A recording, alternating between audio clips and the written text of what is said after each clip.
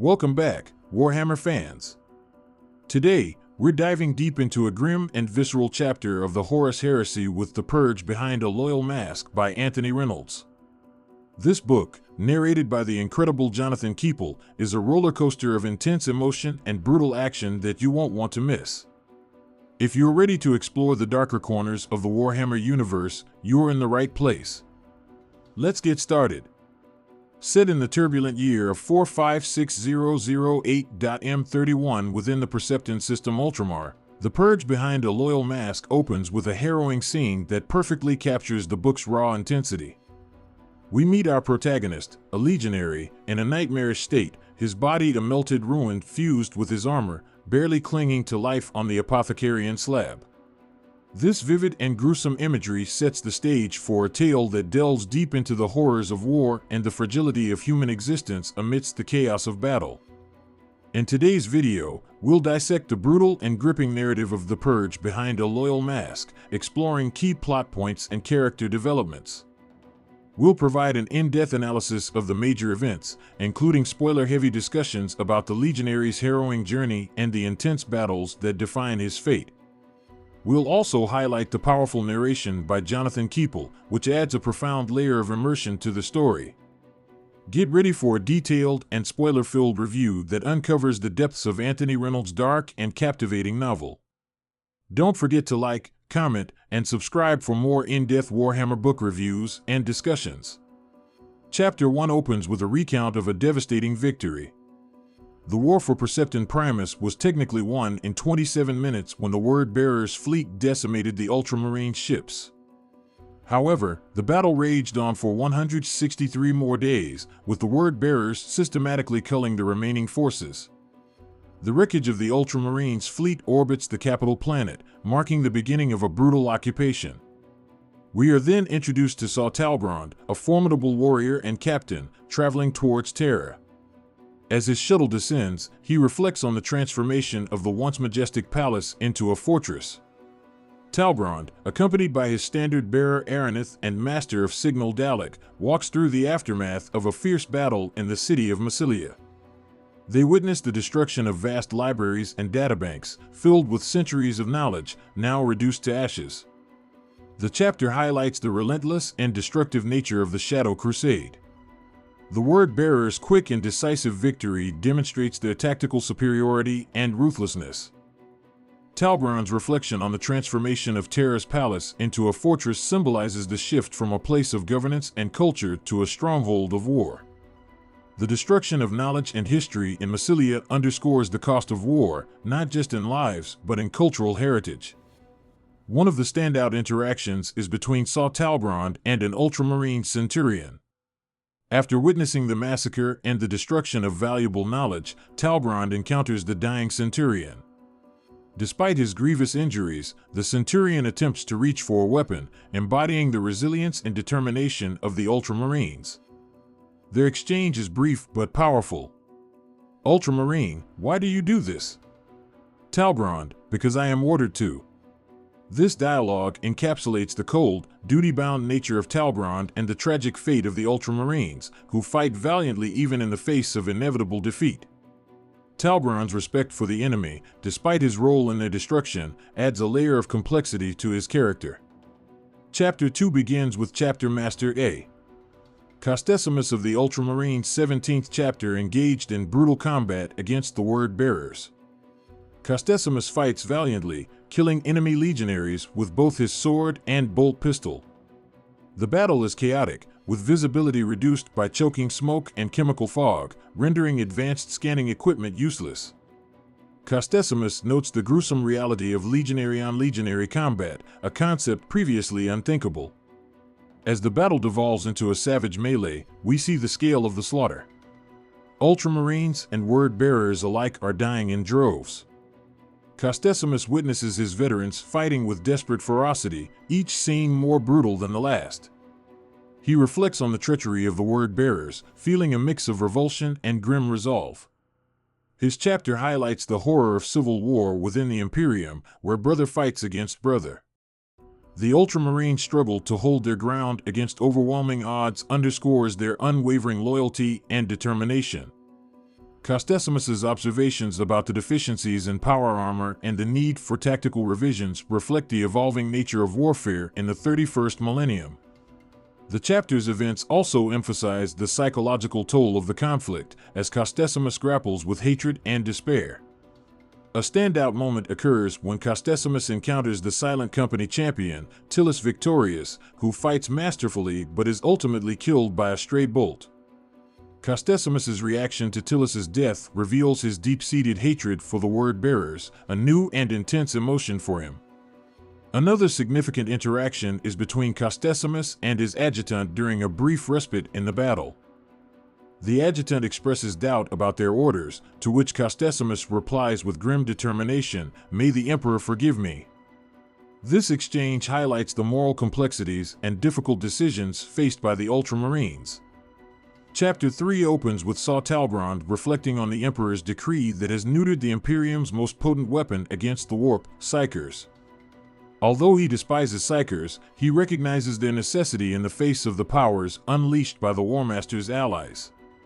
From his vantage point, Saw Talbrand surveys the ruined city of Massilia, once a center of pilgrimage and psychic training, now reduced to rubble and corpses. The devastation is immense, with armored battalions moving through the city and sporadic gunfire and shelling echoing through the streets. While assessing the battlefield, Saw Talbrand is suddenly attacked by a sniper, resulting in the death of his standard-bearer, Araneth. The sniper is quickly neutralized by his forces, but the incident highlights the ongoing danger and chaos. Talbrand orders his dropship, determined to confront the remaining Ultramarines with honor rather than obliterating them from orbit. The events of this chapter emphasize the devastating impact of the Horus Heresy on both the physical and moral landscape of the Imperium. The destruction of Massilia and the loss of his standard-bearer symbolize the broader collapse of order and honor. Talbrand's insistence on facing the enemy with honor, despite the chaos, underscores the complex code of ethics that still guides him. This chapter also sets the stage for the final confrontation, highlighting the inevitability of further bloodshed and the deepening rift within the Imperium. A key interaction occurs when Saw Talbrand and his Master of Signal, Dal Aq, discuss the death of Araneth. Dal Aq remarks, "He was a good warrior. His soul is one with the Imperium now," to which Talbrand grunts, "You sound like a priest." This exchange reveals Talbrand's pragmatic yet cynical outlook on the war and the cost it exacts. Another significant dialogue happens when Talbrand converses with the Primarch Rogel Dorn. Dorn's presence is imposing, and his dialogue with Talbrand about the betrayal of Istvan III is intense. Dorn introduces Captain Nathaniel Garrow of the Death Guard, who recounts the Warmaster's betrayal and the massacre on Istvan III. Garrow's testimony solidifies the gravity of the situation and the scale of Horus's treachery. Chapter 4 opens with Saw Talbrand's internal monologue, expressing his disdain for the zealous faith that has gripped his legion.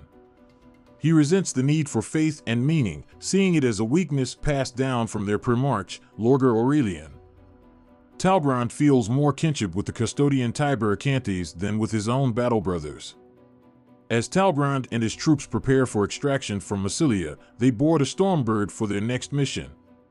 The journey is filled with tension as Talbrand reflects on the futility and chaos of war.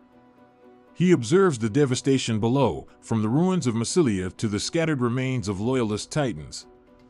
Arriving at a concealed outpost, Talbrand and his men prepare to confront the remaining Ultramarines. Despite his Master of Signal, Dal Aq's, doubts, Talbrand insists on investigating the outpost personally. This decision highlights Talbrand's adherence to honor and his desire for a direct confrontation with the enemy. This chapter explores the philosophical and moral conflicts within Talbrand. His disdain for zealotry and his pragmatic approach to warfare set him apart from his brothers, highlighting the internal divisions within the Legion. Talbrand's insistence on confronting the Ultramarines directly, rather than obliterating them from orbit, underscores his complex code of honor. The destruction witnessed by Talbrand emphasizes the brutal reality of the Horus Heresy, where brother fights against brother, and entire worlds are reduced to ashes. The chapter also sets the stage for a crucial confrontation at the concealed outpost, hinting at the ongoing strategic maneuvers within the broader conflict. A significant dialogue occurs between Talbrand and Dal AQ regarding the purpose of the enemy's presence at the outpost. Dal AQ questions the rationale, highlighting the ongoing battle and lack of hope for extraction. Talbrand's response, "The enemy are nothing if not rational. There's clearly a reason that we are not seeing," showcases his respect for the Ultramarines' tactical acumen and his determination to uncover their plan. Another critical interaction is between Talbrand and Rogel Dorn, the Primarch of the Imperial Fists. Dorn's imposing presence and stern demeanor dominate the conversation as he questions Talbrand about his recent activities and loyalty. This dialogue reveals the deep mistrust and political maneuvering within the Imperium as Dorn's suspicions are laid bare. Chapter 5 begins with Reconnaissance Sergeant Luth reporting to Saw Talbrand about a deep shaft leading into the heart of the mountain. Luth, marked by his Martian training, is a skilled saboteur and scout. He informs Talbrand that the shaft descends 300 meters and the conveyor at its base is likely rigged. Talbrand orders Luth to bring the conveyor back online and prepare for a descent, despite the inherent risks. As the 17th Legion warriors work to gain entry, Talbrand discusses the situation with Dal AQ, his master of signal. They both acknowledge the danger and the likelihood of an ambush, but Talbrand is determined to eliminate every last Ultramarine. Luth and his squad prepare for the descent, shedding unnecessary gear and embracing the stealth and lethality of their mission. This chapter highlights the tactical and strategic mindset of Saw Talbrand. His insistence on personally overseeing the mission and confronting the Ultramarines reflects his commitment to honor and thoroughness. Talbrand's pragmatic approach contrasts with the fanatical zeal of his brothers, illustrating the internal divisions within the 17th Legion. The introduction of Luth and his specialized skills underscores the diverse capabilities within the Legion, while the arrival of a heavily armored siege squad signifies the escalating intensity of the mission. Talbrand's mistrust of Dark Apostle Jerelek, despite the latter's ability to inspire the troops, adds a layer of complexity to their interactions. A key interaction occurs between Talbrand and Luth. Talbrand orders Luth to reactivate the conveyor and prepare for an assault, emphasizing the importance of the mission. Luth's response, characterized by his casual insubordination, highlights his unique role within the Legion. Another significant dialogue is between Talbrand and Jerelek. Despite Talbrand's distaste for Jerelek's manipulative rhetoric, he acknowledges the preacher's effectiveness in bolstering the troops' morale. This dynamic showcases the tension between different approaches to leadership within the Legion. Talbrand's internal monologue reveals his disdain for zealotry and his concern about the future of the Legion. His reflections on Erebus's corrupting influence and the potential decay of the Legion's integrity provide insight into his deeper motivations and fears. Chapter 6 begins with Carlos, a disgraced Ultramarine marked by a red helm of censure, reflecting on his past mistakes and longing for death. He stands ready for battle at the bottom of the conveyor shaft with a handful of his fellow legionaries, preparing to face the word-bearers descending towards them. Carlos's internal monologue reveals his deep regret and desire for redemption through death. As the conveyor carriage reaches the bottom, the word-bearers led by Saw Talbrand face a barrage of grenades. Talbrand orders his siege squad to lock shields, forming a near-impenetrable barrier against the explosion. Once the grenades detonate, they proceed to launch blind grenades, creating a smoke-filled battlefield. Gunfire erupts from both sides as the word-bearers advance slowly, using their shields to protect themselves while returning fire through gun ports. This chapter highlights the brutal nature of the conflict and the personal stakes for the characters involved. Carlos's reflections on his disgrace and his hope for redemption underscore the tragic dimensions of the Horus Heresy. The tactical maneuvers of Saw Talbrand and his siege squad demonstrate the disciplined and methodical approach of the word-bearers, contrasting with the desperate defense mounted by Carlos and his fellow Ultramarines. The combat scenes illustrate the grim reality of warfare in the Warhammer universe, where even advanced technology and strategic planning cannot completely shield soldiers from the chaos and carnage of battle. The presence of servitor-controlled turrets and the use of advanced weaponry highlight the technological aspects of the conflict, adding depth to the portrayal of futuristic warfare. A key interaction occurs when Saul Talbrand and his siege squad advance under heavy fire. Talbrand's leadership is evident as he commands his troops with precision, directing them to lock shields and advance despite the overwhelming odds. His call for the formation to break when facing the charging Ultramarine reveals his quick thinking and adaptability in the heat of battle. Another significant moment is the arrival of Loth and his recon squad. Loth's skill as a sniper is highlighted when he takes out a servitor controller, temporarily reducing the firepower directed at the word bearers. This collaboration between the siege squad and the recon team showcases the importance of coordinated efforts in achieving tactical objectives. Carlos's internal monologue provides a poignant contrast to the external chaos. His longing for death and redemption adds an emotional layer to the chapter, emphasizing the personal toll of the war on individual soldiers. His readiness to face death reflects the broader themes of honor, duty, and sacrifice that permeate the Warhammer universe. Chapter 7 starts with Carlos, a disgraced Ultramarine, reflecting on his past failures during the Great Crusade. He recalls a devastating battle against the Eldar, where his pride led to the death of hundreds of his brothers and the disappointment of his Primarch. His shame is embodied in his red helm, a constant reminder of his dishonor. Despite his hope for death, fate has kept him alive, now encased in a dreadnought's mechanical body, continuing to fight for redemption. Meanwhile, Saul Talbrand navigates through the highly secure prison complex known as the Vault Beneath the Mountain. With the path pre-cleared, he encounters no resistance, finally reaching a circular room with a central glass cell. Inside, he finds Predicant Volkar Reith, a fellow word-bearer. Talbrand frees him, and they board an ornithopter to leave the mountain, discussing the grim reality of the ongoing war and the rumors they've heard. This chapter delves deep into themes of honor, shame, and redemption. Carlos's reflections provide insight into the heavy burden of failure and the relentless pursuit of atonement. His transformation into a dreadnought symbolizes both his enduring strength and his ongoing struggle for peace. Talbrand's mission to free Volkar Reith highlights the complex web of loyalties and the preparations for larger conflicts to come. The escape from the vault underscores the meticulous planning and influence at play within the word-bearer's ranks. The key interaction in this chapter is between Saul Talbrand and Volkar Reith. Their dialogue reveals their shared history and mutual respect, emphasizing the depth of their bond and the stakes of their mission. Reith's statement, "I foresaw it," adds an element of foreboding and highlights the mystical aspects of the word-bearers. Talbrand's command to put this on. "It's time you left this place," signifies a turning point, marking the beginning of their next move in the unfolding conflict. Chapter 8 thrusts us back into the heart of battle. Carlos, now a dreadnought, charges into the fray against the word-bearers, smashing through their ranks with immense power. The fight is brutal, with the word-bearers forming a shield wall to advance, only to face devastating fire from a servitor-controlled turret. As the battle intensifies, the arrival of the Contemptor dreadnought turns the tide against the word-bearers.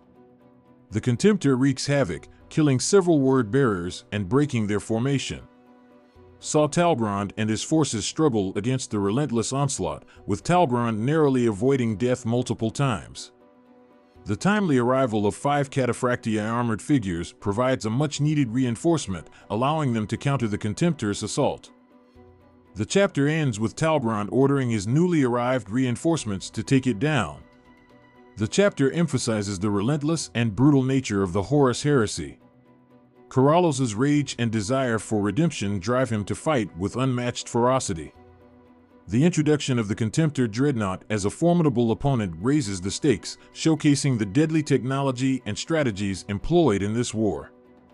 The arrival of reinforcements at the critical moment highlights the importance of timing and coordination in battle, setting the stage for an epic confrontation. The key interaction here is the battle itself, particularly the confrontation between Talbrand and the Contemptor. Talbrand's commands and quick thinking demonstrate his leadership and tactical acumen. The reinforcements' timely arrival and Talbrand's decisive order to take it down underscore his ability to inspire and lead his troops even in the most dire situations. The battle dialogue is sparse but impactful, with each command and response driving the action forward. Chapter 9 kicks off with the aftermath of a brutal battle. The word bearers have neutralized all resistance except for the Contemptor Dreadnought. Despite being severely damaged and losing its limbs, the Contemptor continues to struggle. Saw Talbrand, wielding a Dead Sergeant's Thunderhammer, finishes the Dreadnought by smashing its helm and ending the life of the Ultramarine trapped inside.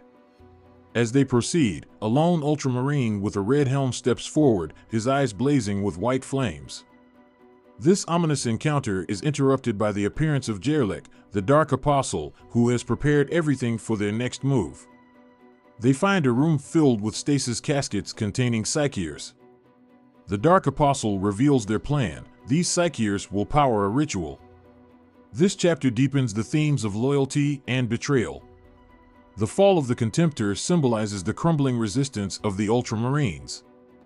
The presence of the Psycheers and the plan to use them for a ritual highlight the dark path the word bearers are willing to take. The tension between Saw Talbrand and Jerlek underscores the internal conflicts within the Legion. The critical dialogue occurs when Jerlek explains the ritual to Predicant Volkar Wreath, who reacts with disbelief and anger. The tension peaks as Saw Talbrand and Jerlek force Wreath to participate in the ritual, revealing the extent of their betrayal. Wreath's resistance and the resulting struggle emphasize the high stakes and moral corruption within the word bearers. Chapter 10 shifts to the perspective of Decimus, a wounded Ultramarine fighting desperately against the word bearers. Despite his injuries, Decimus continues to battle, refusing to give up. Reinforcements arrive in the form of orbital strikes, not friendly drop pods. Realizing their fate is sealed, Decimus rallies his remaining forces for one last charge.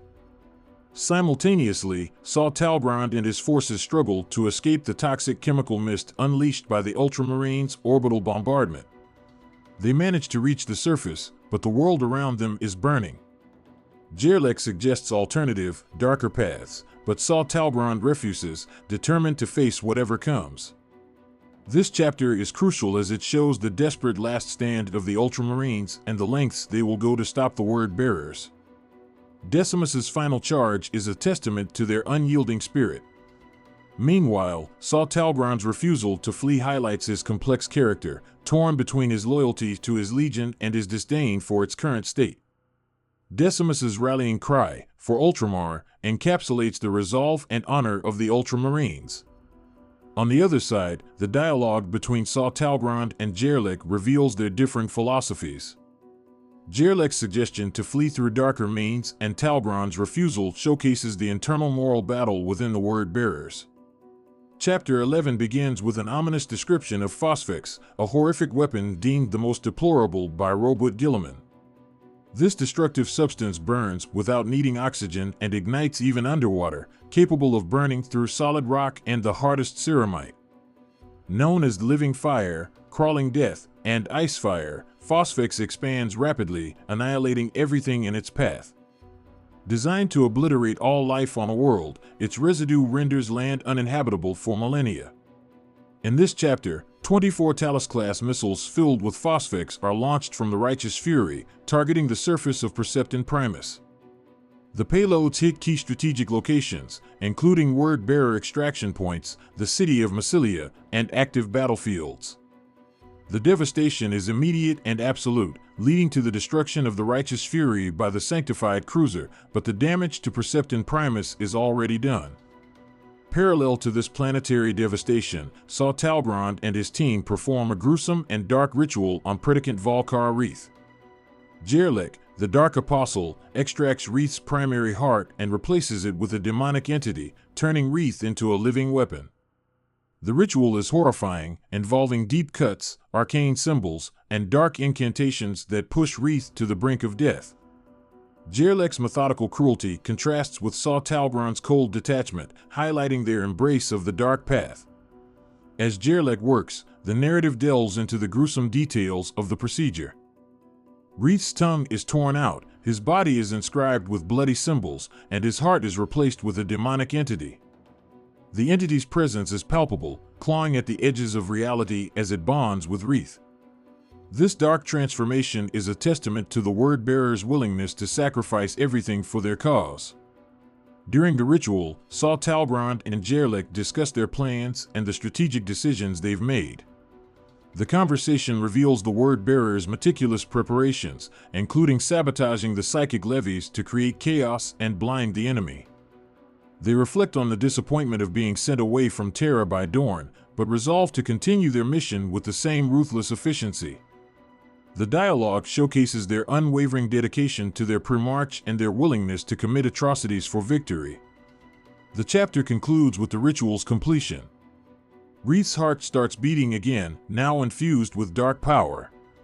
Saul Talbrand's apology to Reith reveals a flicker of humanity, but his resolve remains unshaken. Jerlek's satisfaction with the successful ritual is evident, and the chapter ends with the word-bearers ready to unleash their newly created weapon on their enemies. Chapter 12 throws us into the chaos of the Phosphex bombardment on Perceptin Primus. The narrative vividly describes the devastation as the green alchemical fire spreads, consuming everything in its path. Saul Talbrand and his team are caught in the deadly mist, suffering severe burns and chemical injuries. The scene is described with gruesome detail, showing the agonizing effects of the Phosphex on both the environment and the word-bearers. As the Phosphex engulfs the landscape, the word-bearers face an existential threat. The burning mist corrodes their armor, melts their flesh, and turns the air into poison. The narrative captures the sheer horror and desperation of their situation, highlighting the brutal cost of their mission. Loth and his recon squad are the first to perish, their stripped-down armor unable to withstand the corrosive mist. Despite the devastation, a Stormbird arrives just in time to extract the surviving word-bearers, including a severely injured Saul Talbrand. The Stormbird's arrival is a moment of hope amidst the chaos, but the escape is fraught with danger. The burning Phosphex clings to the Stormbird, threatening to consume it. The narrative captures the tense and desperate moments as the word-bearers struggle to board the Stormbird and escape the burning inferno. As they make their escape, the extent of the destruction becomes clear. The Stormbird barely escapes the searing flames, with the ship itself suffering damage. In the troop bay, the Terminator-armored legionary struggles to keep the charred remains of Saul Talbrand stable, showcasing the brutal cost of their mission. The Stormbird's vectored engines roar as it lifts off, narrowly escaping the roiling cloud of death below. The Stormbird's escape from Perceptin Primus is a narrow one. Upon reaching the void, the Stormbird vents its atmosphere to extinguish the Phosphex flames. Inside the troop bay, the surviving word-bearers are in a dire state. The narrative describes their injuries in gruesome detail, highlighting the horrific effects of the Phosphex. Saul Talbrand, barely alive, is a testament to their resilience and determination. Dao Ak, from the cockpit, communicates the urgent need for Medicaid support. The response is initially dismissive, but upon revealing that Captain Saul Talbrand is on board, the tone changes. The urgency of their situation is recognized, and preparations are made to receive them. This interaction underscores the gravity of their mission and the high stakes involved. As they return to their ship, the word-bearers are met by a Medicaid team ready to treat their injuries. The scene is chaotic, with the medics working quickly to stabilize Saul Talbrand and the other injured legionaries. The narrative captures the tension and urgency of the moment, highlighting the critical nature of their condition. The chapter ends with a sense of grim determination. Despite the devastating effects of the Phosphex and the near-death experiences of the word-bearers, their resolve remains unbroken. Saul Talbrand's survival, albeit in a dire state, symbolizes their resilience and unwavering commitment to their cause. Chapter 13. The scene opens with Erlen, an apothecary, working frantically to stabilize his captain, Saul Talbrand, who lies writhing on the slab, his flesh a chem-melted ruin. The Dark Apostle, Jerlek, and a handful of other officers and legionaries, all battle-worn and wounded, are gathered around, their expressions a mix of concern and resignation. Jerlek, arms crossed over his chest, breaks the silence. "I'm surprised he's even alive now."